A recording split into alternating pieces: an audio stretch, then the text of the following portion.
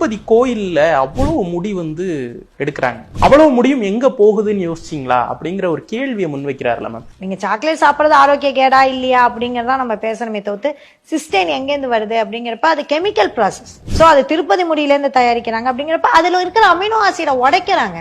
நல்லது தானேங்க, அது ரீசைக்கிள் பண்றாங்க.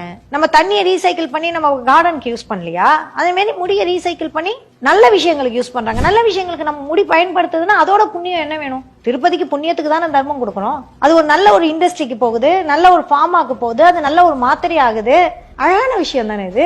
இதுக்கு ஏன் பதறி துடிச்சு தேவையில்லை. ஒரு சாதத்துல வந்து சாப்பிட்டுட்டு இருக்கும்போது முடி விழுந்துட்டாலே வந்து ஒரு அக்வர்டா நினைக்கக்கூடிய ஒரு சமூகத்துல நம்ம சாப்பிட்ற சாக்லேட்ல வந்து முடி இருக்கு, முடியோட ஏதோ ஒரு விஷயம் இருக்கு அப்படிங்கிறப்ப அருவருப்பு இருக்குல்ல.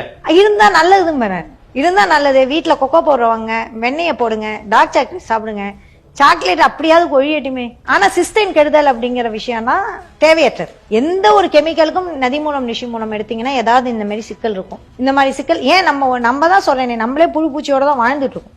நீங்க வயிற்றுல போய் நீங்க கட் ஃப்ளோராவை எடுத்து பாத்தீங்கன்னா எத்தனையோ கோடி, நீங்க உங்களோட செல்கள் அளவுகளோட நம்மளோட வயிற்றுல இருக்கிற உயிரிகள் அளவு கூட. இன்னைக்கு மனிதன் உருவானது அப்படிங்கிறதே மைக்ரோப்ஸால தான் அப்படிங்கலாம். மனிதன் உடல்ல வந்து நீர் அளவை விட இந்த அளவை விட மைக்ரோப்ஸ் அளவு அதிகம். அது இல்லாட்டி நம்ம உயிர் வாழ முடியாது. அப்படிங்கிறப்ப அது நீங்க ஒவ்வொருத்துக்கும் நதி மூலம் ரிஷி மூலம் பார்த்துக்கிட்டு இருந்தோம்னு வச்சுங்க, நம்ம உயிரோடையே வாழ முடியும். அது அறிவியல் முன்னேறவே முன்னேறாது. உங்களுக்கு என்ன கேட்டீங்கன்னா அதுல இருக்கிற சர்க்கரையோட சிஸ்டைன் பரவாயில்லைன்றேன். அதாவது அமினோ ஆசிடுங்க. சர்க்கரை வந்து வெள்ளையம்மனுங்க. அதுக்கு குரல் கொடுக்கறத விட்டுட்டு முடியாது இதுன்னு இதுக்கு குரல் கொடுக்குறாங்கல்ல. அப்ப இந்த முடியில இருந்து சிஸ்டின் எடுக்கிறதா இருந்தா அது வேற என்னென்ன விஷயங்களுக்கு பயன்படுத்தப்படுது? ஃபார்மாக்கு யூஸ் ஆகுது. அப்புறம் இண்டஸ்ட்ரி கெமிக்கல்ஸ் வந்து இண்டஸ்ட்ரி கெமிக்கல்ங்கிறது பெரிய ப்ரொடக்ஷன். முடியில வந்து கொஞ்சம் பெர்சன்டேஜ் ஜாஸ்தி இருக்கனால அதை யூஸ் பண்ணலாம். ஆனா நிறைய சாக்லேட் நிறுவனங்கள் இதை வந்து மறுக்கிறாங்க. ரொம்ப வருஷமாவே இது வந்து நடந்துகிட்டு இருக்க ஒரு விஷயம் தான். ஆரோக்கியம் அவங்க சொல்றாங்க, நாங்க வந்து தயாரிக்கிறோம், நாங்க வந்து மிருக முடிகள்ல இருந்து தான் நாங்க தயாரிக்கிறோம், மனுஷ முடியில இருந்து தயாரிக்கல, அதை நாங்க பேன் பண்ணிருக்கோம் அப்படின்னு.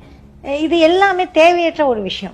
Chocolate eating is equal to smoking கொஞ்சம் கொஞ்சமா கொள்ளும். அதே மாதிரி தான் நீங்க சாக்லேட் அதிகமா சாப்பிட்டீங்கன்னா அதுவும் கொண்டுடும். ஒரு ஸ்மோக்கிங் ஒருத்தவங்களுக்கு எந்த அளவுக்கு கெடுதல் செய்யுதோ அந்த அளவுக்கு சாக்லேட் சாப்பிடுறது கெடுதல் ஆகும். சாக்லேட்டை விட்டு நம்ம முழுக்க வரணும் வெளியில. நம்ம தெரிஞ்சோ தெரியாமலோ ஸ்மோக்கிங் மாதிரியான ஒரு கெட்ட பழக்கத்தை நம்ம குழந்தைங்களுக்கு சாக்லேட்ல தரோம். வெள்ளை சுகர் அப்படிங்கிறது ரொம்ப ரொம்ப உடலுக்கு ஆபத்தானது. வெள்ளை எமன் அப்படின்னு நான் சொல்வேன். கொஞ்சம் ஹார்ஷாவே சொல்றேன், ஏன்னா பெட்ரோல்களுக்கு இனிமே புரியணும். ஒரு ஸ்பூன் தானங்க பாய்சன் கொடுத்தேன், 2 ஸ்பூன் தான் தப்பா அப்படின்னா கொஞ்சம் கொஞ்சமா பாய்சன் சாப்பிட முடியுமா நம்மளால?